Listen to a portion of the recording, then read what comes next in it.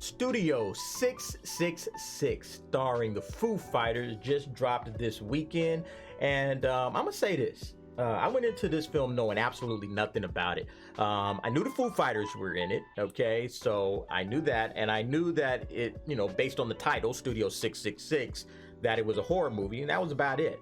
And I looked up the director just as I was entering the theater just to see who it was, and I kind of started reading information on him. It's a guy named B.J. McDonald who does have some horror movie experience.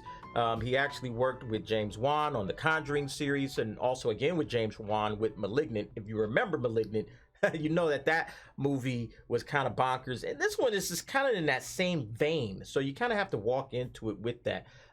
Your enjoyment of this film is definitely going to depend on how you approach it. Because if you're walking in thinking that you're going to get a James Wan film, or even like a Ari Aster or a Jordan Peele, you're not getting that. You're getting fun. You're getting silly. It's a comedy horror. So make sure you come into it with that idea. But in any case, so the story goes like this. The band needs to record their 10th album, right? And Dave Grohl is like, I don't want to do the same thing. I want to do something different. We got to spark the imagination somehow. So this album is, it's a slam dunk, and he talks to his managers. Hey, manager, what you got for me? And the manager says, I got the perfect place, man. You are going to love this. And he takes him to this, he calls this lady up, and they go to this mansion in Encino. And they walk around the place, they check it out, and the lady's kind of acting a little creepy, so you're already getting those vibes. And then they say, yeah, this is perfect, we'll do it. And they start setting up their equipment and testing it out. And then after that, it's just, hilarity ensues, as they say. It's just a comedy horror. It's a B movie. It's 100% 80s B movie schlock, okay? But I will say that, pretty decent special effects. I think the special effects definitely checked out. It's a music band, so obviously, with the music, that checked out pretty good. So I think that was solid.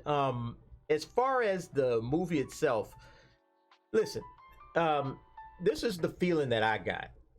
That they are having a fun time making this movie, okay? This is one of those situations where it's like, okay, these guys are having a good time. They're, making a movie, and even though the acting isn't great and up to par, and I don't even think really like some of the editing choices were the best, and the script definitely is just kind of cliche, but the energy of creativity that you feel, like these guys literally made this movie, and you can feel that. Like, they are having a fun time making this movie. And you can almost sense that in different spots of the movie, guys are just throwing out like, hey man, let's put this in the movie. Hey, yeah, go ahead and put that in the movie. Oh yeah, you know what, let's write that down. You can almost feel like this thing was just made with a lot of creative spark, a lot of creative energy. And I enjoy that. Like, I can feel that came right off out of the screen into the theater with me, because I was like, oh, okay, these guys are enjoying this. They're making this movie and they're enjoying every bit of it. And that's the energy that you need from a film like this, because that's what's going to propel it. You're really not into the story as much. The story is kind of a straightforward film. And ultimately, I think this thing is just destined to be a cult classic, not because it's a great film, but because of that creative energy. And I can see people sitting around watching this every Halloween, when the time comes. Hey man, let's go check out Studio 666. Throw that on. Let's watch that one again, because that's a great film. And I can honestly, I think that's where this film is going to end up. All right, so let's jump to the scores and let's see what those look like. All right, Studio 666. Let's check out the scoreboard and see what we got. First up is direction. B.J. McDonald.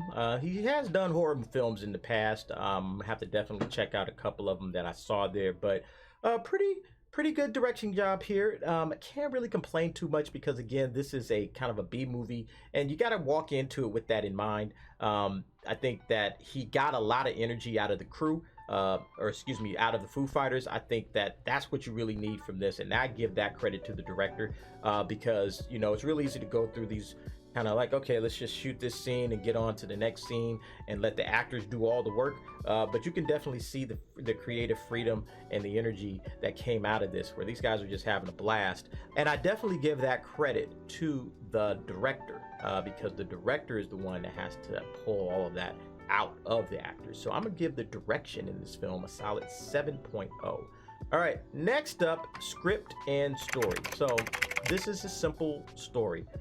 Seen it a million times in horror movies. Nothing new is being done here in terms of how this story is going to unfold.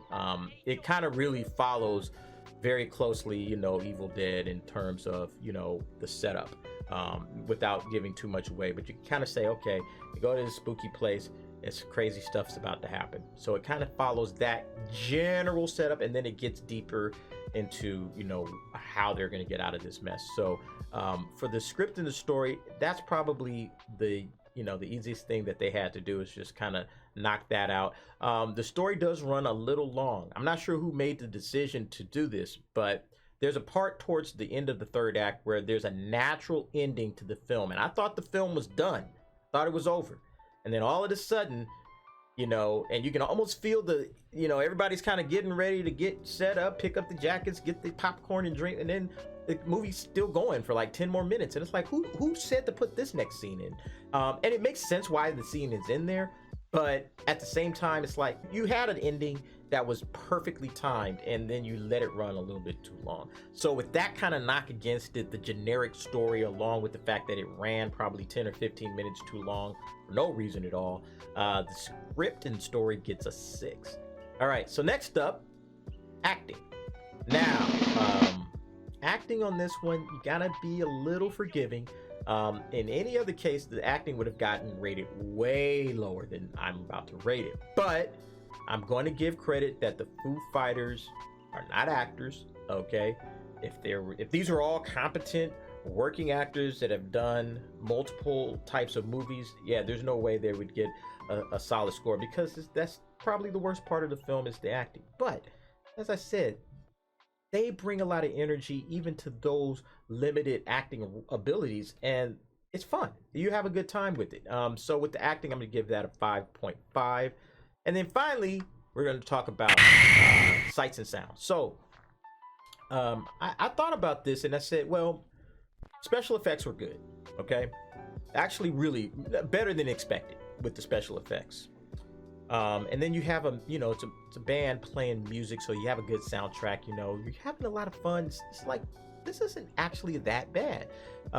There are some issues where there are some practical effects that look a little bit too weird and cheesy. There's one particular location actually where there's an animal tacked up to a wall, and I thought the special effect on that was really good. It's a nice practical effect. It looks really good. But then it starts doing stuff like later down the line, and it's like, okay, now it just went from pretty good to like, okay, this is dumb. But it's a cheesy film. Like, what do you expect them to do? I mean, they're gonna throw everything at the wall and it's gonna see what sticks. But I actually thought that the sights, the sounds, the look of the film was pretty good. There are some editing issues, and again, that kind of lowered the director score as well. But I'm gonna give the sights and sound a 7. And so finally, doing the math, you're gonna get a total score of a 6.5. All right, so that was my review of Foo Fighters movie Studio 666. You should check it out. I'm not gonna give it a high recommendation, but I definitely think that the right people going into this film will really enjoy it. I actually had a good time, and I think you will too. All right, so that'll do it for this, and thanks for watching the review. I'll see you next time. All right, folks, and there it is, the updated 2022 movie rankings, Studio 666, checking in number 4 with a 6.5 score. Death on the Nile still sitting at the number 1 spot. So there's the updated rankings. Looking forward to the next movie to see where that one falls into play.